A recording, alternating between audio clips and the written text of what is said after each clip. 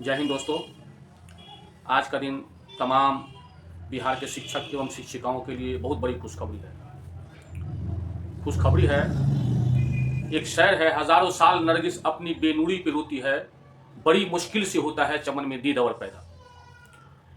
मतलब जितना प्रतीक्षा था आप लोगों का, आज माननीय नीतीश कुमार के मुख से आप बात सुन लिए कि जितने भी नियोजित शिक्षक हैं जो परेशान थे स्थानांतरण और पदस्थापन के लिए, वो अपने जगह बने रहेंगे। ये वीडियो बहुत वायरल हो गया। मैं समझता हूँ कि जो लोग भी यूट्यूब देखते होंगे और जितने भी शिक्षक हैं वो सबको ये मैसेज मालूम हो जाएगा। फिर भी मैं सिर्फ 1 मिनट के लिए माननीय बिहार के मुख्यमंत्री श्री नीतीश कुमार का ये स्पीच सुना रहा हूँ, सुन लीजिए। कि नियोजित शिक्षक अपने नए पदस्थापन को लेकर परेशान है, इसीलिए हम लोगों ने निर्णय लिया है कि जो नियोजित शिक्षक जिस जगह पर काम कर रहे हैं वहीं पर उनको काम के लिए इसलिए हम लोगों ने कहा है। दोस्तों, तमाम शिक्षक एवं शिक्षिकाओं, भाई बहनें, आपने सुना और सुनते ही तालियों का गड़गड़ाहट भी सुन लिया। आप उस स्पीच को जरा गौर से देखिएगा कि माननीय मुख्यमंत्री श्री नीतीश कुमार जी वो देख करके पढ़ रहे थे कि जितने भी नियोजित शिक्षक हैं जो परेशान थे वो अपने जगह पर बने रहेंगे। इस पर मेरा अपना व्यक्तिगत एक कहना है, चूँकि उम्र भी एक बहुत बड़ा अनुभव होता है और कहाँ कहाँ अनुभव का ये मैं बात बता रहा हूँ, आप गौर से सुनिएगा।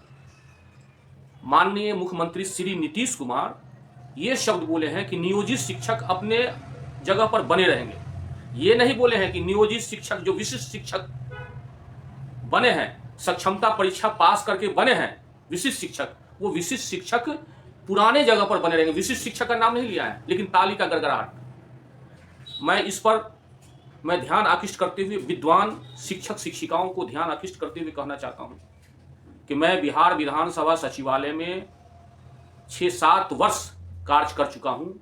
ऐसे ऐसे घोषणा कितने मुख्यमंत्री और कितने मंत्री दिए, और यही घोषणा का माननीय सदस्य, माननीय बिहार विधानसभा के सदस्य, माननीय बिहार विधान परिषद के सदस्य महोदय, सदस्या महोदय विधानसभा में क्वेश्चन करते हैं।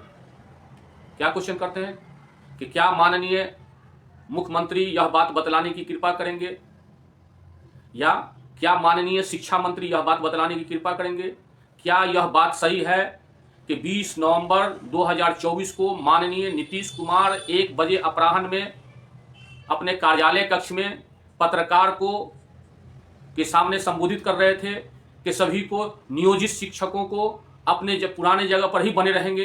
यह बात सही है? क्या यह बात सही है कि जिससे शिक्षक शिक्षिकाएं लोग खुशी से प्रसन्नता व्यक्त कर लिए? यदि उपर्युक्त खंड के उत्तर स्वीकारात्मक है तो सरकार इस पर क्या अपना मंतव्य देना चाहती है? दोस्तों, इसका जवाब क्या था मालूम है? तारांकित प्रश्न जो पूछा जाता है, जिसको विधानसभा का क्वेश्चन कहते हैं, वो क्वेश्चन जो है 150 शब्द में रहता है। उसको सहायक, बिहार विधानसभा का सहायक उसको इंक्वायरी चेकिंग करता है और प्रशाखा पदाधिकारी करता है, प्रशासनिक पदाधिकारी करता है, अवर सचिव करता है, उसके बाद फिर संयुक्त सचिव करता है। आप सभी को मालूम हो कि बिहार विधानसभा सचिवालय में या बिहार विधान परिषद सचिवालय में जो संयुक्त सचिव और सचिव जो होता है वो जुडिशियल से आता है, हाईकोर्ट से आता हो या डिस्ट्रिक्ट जज के यहाँ से आता हो, तो वो स्वीकृत करता है, तब विभाग जाता है। अब विभाग से उत्तर क्या आता है मालूम है? विभाग से ये उत्तर आता है, मैं पढ़ चुका हूँ, चूंकि यह इलेक्शन का घोषणा था, चूंकि यह इलेक्शन का तैयारी था, क्योंकि यह सदन में नहीं था ये बात, इसलिए यह बात कोई मान्य नहीं है। मैं कह रहा हूं कि यार माननीय नीतीश कुमार सर्वश्रेष्ठ मुख्यमंत्री अगर यह बात घोषणा किए हैं तो वो चिट्ठी इश्यू कर देना। घोषणा करने से नहीं होगा जी। वह ना आपको विशिष्ट शिक्षक नियमावली कुछ बनाया और उसको नियमावली को तोड़ करके नदी पार, अर्ध ग्रामीण क्षेत्र, शहरी क्षेत्र सब गौण हो गया और उसको 10 विकल्प दे दिया गया। हम लोग बहुत खुश थे। 10 विकल्प क्या है? पहले 10 विकल्प, उसका 10 विकल्प हुआ आपको अनुमंडल का। वाह, ये तो जिला भी पार हो जाएगा। इसलिए मेरा अपना व्यक्तिगत मामला है। अब मैं अपना व्यक्तिगत मंतव्य आप सभी को कह रहा हूँ कि ज़्यादा खुशी नहीं मनाइए। आप अपनी लड़ाई जहाँ हैं आप रहिए, लेकिन आप सभी के संघ को भी मैं शुक्रिया अदा करता हूँ जिन्होंने ये रुकवाया स्थानांतरण और पदस्थापन के लिए। आप सभी एक सूत्री कार्यक्रम में सिर्फ सेवा निरंतरता का लाभ मिलना चाहिए। होता है क्या कि आपका अनुभव 20 वर्ष, 15 वर्ष, 10 वर्ष का अनुभव ये शून्य हो जाएगा, नया अपॉइंटमेंट होगा। और जब नया अपॉइंटमेंट होगा, नया ज्वाइनिंग होगा, तो जो भी शिक्षक, बीपीएससी शिक्षक को या अन्य शिक्षक को जो ज्वाइन पहले से किए होंगे, तो आप उससे जूनियर हो जाइएगा। आप जीवन में हेडमास्टर नहीं बन सकते हैं, जीवन में कालवश प्रोन्नति जो मिलने वाला था वो नहीं हो सकता है, स्नातक ग्रेड प्रमोशन नहीं मिल सकता है। स्नातक ग्रेड प्रमोशन हुआ कि जो लोग इंटरमीडिएट से बहाल हुए हैं आईए बेसिस पर, उसको 5 साल के बाद गवर्नमेंट का रूल है स्नातक ग्रेड प्रमोशन देना चाहिए, लेकिन सरकार इस पर गौन है, कुछ नहीं बोल रहा है, कालबद्ध प्रोन्नति पर कुछ नहीं बोल रहा है। जब से माननीय नीतीश कुमार जब से सबको ट्रेंड करवाए हैं और दक्षता इम्तहान दिलवाए हैं, सब लोग उत्तीर्ण हुए, तब से समान काम का समान वेतन मिलना चाहिए। आप लोग 1-2 लड़ाई लड़िए और सेवा निरंतरता होना ही चाहिए, नहीं तो आप कमजोर हो जाइएगा। कहा गया है कि तार पर से सीधे डायरेक्ट नीचे गिर जाइएगा, आपका प्राण निकल जाएगा। हाँ, आप रिलीव होकर के जाइएगा, सेवा निरंतरता होकर के जाइएगा, आपको ज़्यादा लाभ नहीं मिलेगा, और लाभ नहीं मिलेगा तो आप वापस भी हो सकते हैं जी। इसलिए आप लोग ज़्यादा प्रसन्न नहीं होइए, क्योंकि जब भी आप इतने 6 लाख शिक्षक हैं और कोई ना कोई का बिहार विधानसभा सचिवालय में रिश्तेदार जरूर होगा, हाँ, विधान परिषद में भी होगा। आप उनसे पूछिएगा कि एक पूर्व स्टाफ था जो मोहम्मद हारून रशीद, प्रेषण शाखा में ड्यूटी करता था और ज़्यादातर क्वेश्चन टाइप करता था, क्वेश्चन को करेक्शन करता था। उन्होंने यह यूट्यूब में बोला है, मैं अपना अनुभव बात बोल रहा हूँ, किसी भी मंत्री या किसी भी मुख्यमंत्री को किसी मैदान में किसी जगह में बोल देने से घोषणा नहीं होता है, वो शून्य है, 0/0 जी। आप लोग ताली का गड़गड़ाहट कर रहे हैं।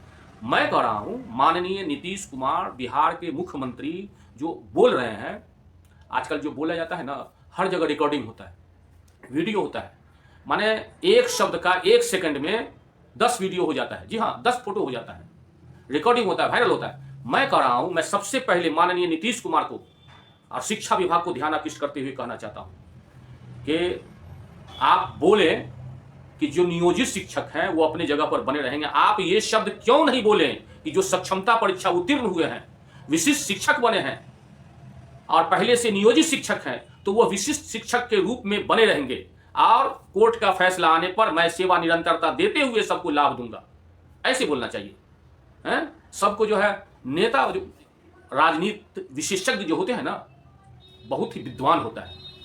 मैं बोला था कि माननीय नीतीश कुमार शतरंज के 1 नंबर खिलाड़ी हैं।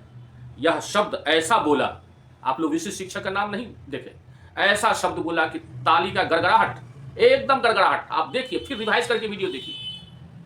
लेकिन यह विभाग से चिट्ठी इश्यू नहीं हुआ है। जब चिट्ठी इश्यू हो जाए तब माननीय नीतीश कुमार का बात पक्का रहा।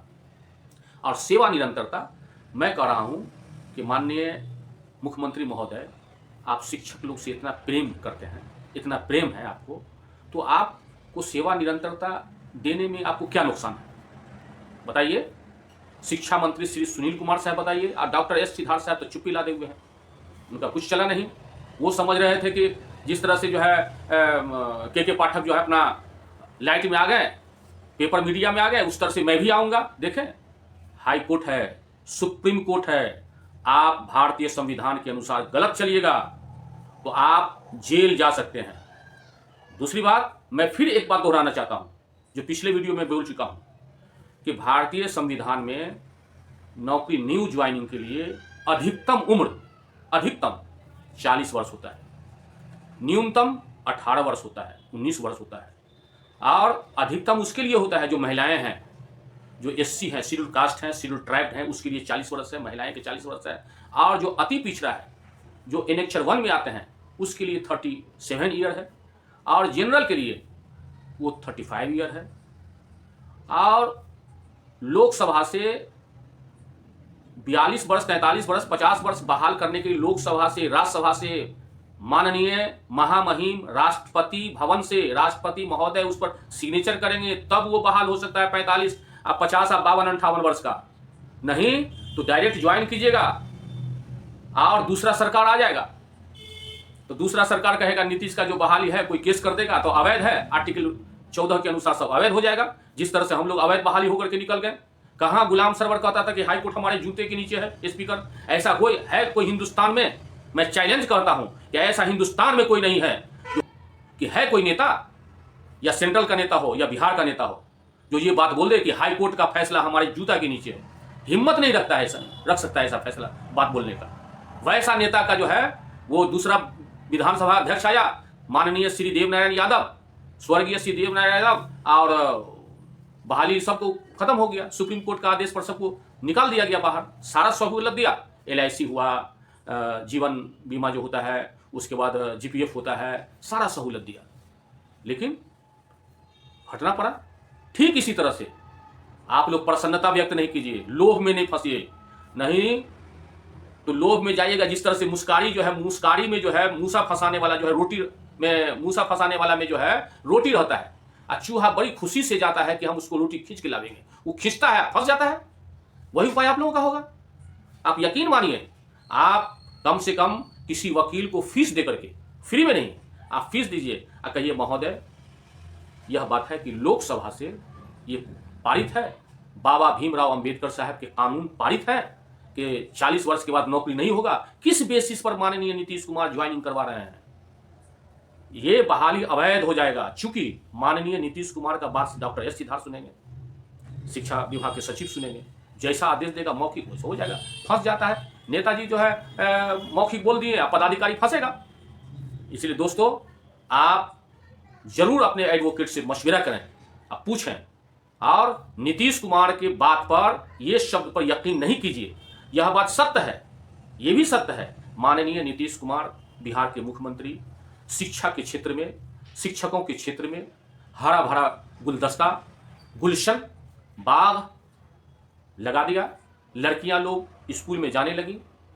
आज से 15 वर्ष, 18 वर्ष, 10 वर्ष पहले इतने लड़कियां स्कूल नहीं जाती थी। ये माननीय नीतीश कुमार का देन है, ये सही बात है। लेकिन मैं कहना चाहता हूं कि आपने शिक्षा क्षेत्र में विकसित किया, तो शिक्षकों को भी समान काम का समान वेतन देने में आप दे दीजिए, समान काम का समान वेतन और सेवा निरंतरता। जितने गुरुजी हैं वह दुआ देगा, तो और जब तक जिंदा रहिएगा अमृत रहिएगा, मर जाने के बाद भी आप अमृत रहिएगा। लोग आपको याद करेंगे, लोग आपका पूजा करेंगे। दोस्तों आप हमारे इस वीडियो को आप जरूर शेयर कीजिए। अगर आपको अच्छा लगता हो तो लाइक कीजिए, और हमारे परिचर्चा से अगर आप संतुष्ट हैं तो जो भाई बहनें सब्सक्राइब नहीं किए हैं वो सब्सक्राइब जरूर कीजिए। और आप हमसे ज़्यादा विद्वान हैं, आप कमेंट बॉक्स में अपना कमेंट जरूर लिखिए, कुछ सुझाव आप भी दीजिए, और मैं जो बोला हूँ उस पर मशविरा करके आप जरूर हमको बताइए। हमारे कमेंट बॉक्स में मेरा व्हाट्सअप नंबर भी है, आप उस पर भी आप दे सकते हैं। दोस्तों अब इन बिंदुओं के साथ मैं अपनी बात को समाप्त करता हूँ। इजाज़त दीजिए। जय हिंद, जय भारत।